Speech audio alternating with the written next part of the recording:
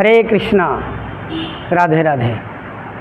ভগবানকে লাভ করার জন্য,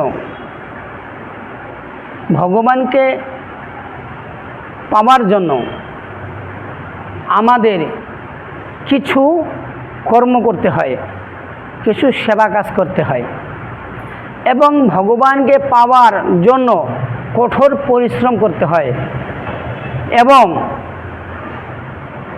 একটি বিশ্বাস রাখতে হয় যে ভগবানকে আমি লাভ করব বা ভগবান আমাকে দর্শন দেবে, এরকম একটা কনফিডেন্স থাকা দরকার, আত্মবিশ্বাস থাকা দরকার।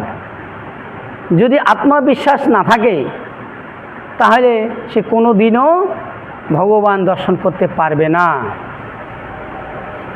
মনে মনে যদি আমরা চিন্তা করি,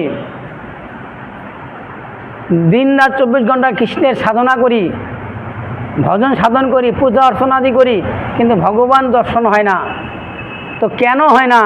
তাই একটি ছোট্ট কাহিনীর মাধ্যমে বলছি। এক নববধূ বাড়িতে একটি বকফুল গাছ রয়েছে, তো বকফুলের ফুল তুলে মালা গাঁথছে। নববধূ তো তাই সুন্দর করে মালা গাঁথছে। আর এমন সময় পাশের এক বৃদ্ধা আসলেন, এসে ওই নববধূকে জিজ্ঞেস করছে, হে গো বৌমা, তুমি কি করছো? বৌমা বলছেন, আমি বকফুলের মালা গাঁথছি। কিসের জন্য? না, ভগবানের জন্য। কৃষ্ণের মালা গাঁথতেছে ঠিকই, কিন্তু তার কোনো বিশ্বাস নেই যে ভগবান আসবেন। মালা গাঁথার দরকার, মালা গাঁথতেছে। তাই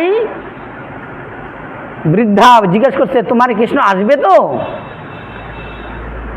তখন ওই নববধূ বলছেন, আসে কৃষ্ণ গলায় দিব, নইলে ভেজে খাবো। কি বললো নববধূ? আসে কৃষ্ণ গলায় দিব, নইলে ভেজে খাবো।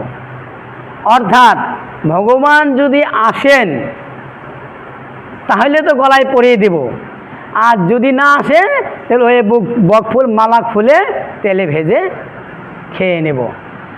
অর্থাৎ আমার বলার উদ্দেশ্য হইল, ওই যে নববধূ মালা গাঁথছে তার ভিতরে কোনো বিশ্বাস নেই, আত্মবিশ্বাস নেই যে ভগবান আসবেনই। যদি তার বিশ্বাস থাকতো যে ভগবান আসবেনই, তাহলে ওই কথাটা সে বলতো না যে আসে কৃষ্ণ গলায় দিব, নাইলে ভেজে খাবো। তার কৃষ্ণর দেওয়ার থেকে তার খাওয়ার চিন্তাটা আগে, আসলে আসবে, নাইলে নাই, নাইলে তো আমার পেট আছেই, তেলে ভেজে বেসন দিয়ে পকোড়া করে খেয়ে নেব, চিন্তা নাই। তখন ওই বুড়িমা বলছে, দেখো মা, তুমি তো মালা গাঁথতেছো ঠিকই, কিন্তু তোমার ভিতরে কোনো বিশ্বাস নেই, নিজের উপর কোনো ভরসা নেই যে ভগবান আসবেন, তোমার মালা ভগবান পরবেন না।